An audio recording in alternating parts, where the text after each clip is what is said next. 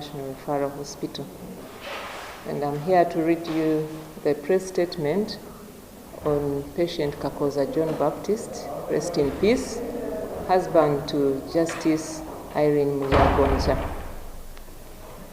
We learnt with sorrow the passing on of Kakoza JB from a video that is running on different social media.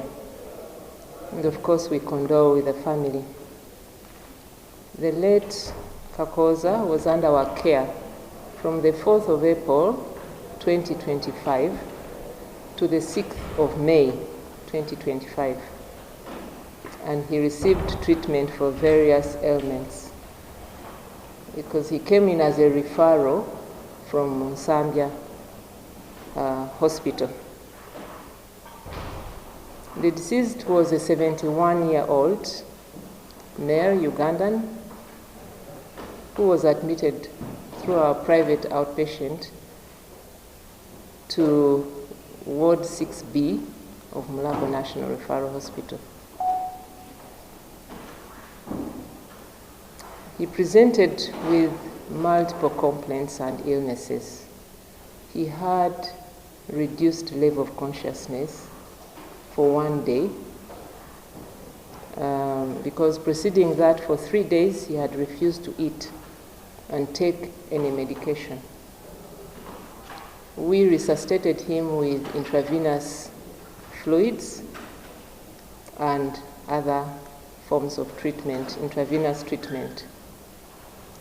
Our clinical experts, composed of a multidisciplinary team led by a consultant physician,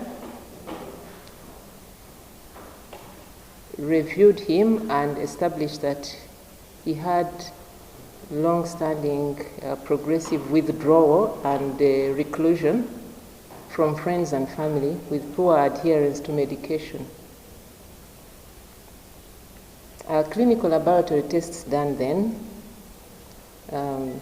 gave us at least a diagnosis for which we started him on treatment.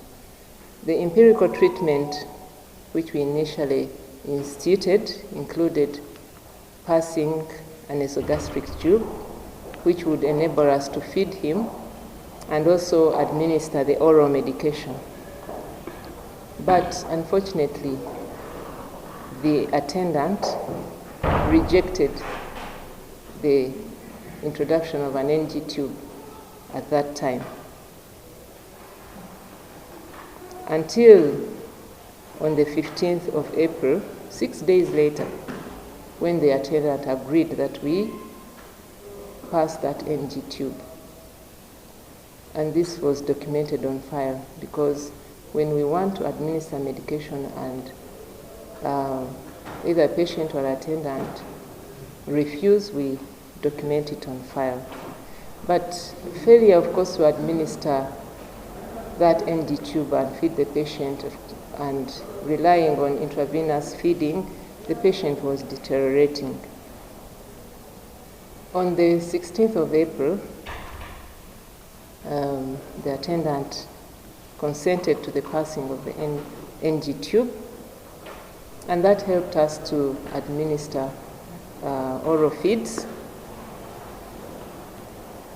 and the oral medication. And that helped the patient to improve. But as he was improving and gaining consciousness, he kept removing the tube several times. And of course, when it is removed and it goes on the floor, you have to insert another one. Evidence from the nurse in charge is that the NG tube was available on the ward.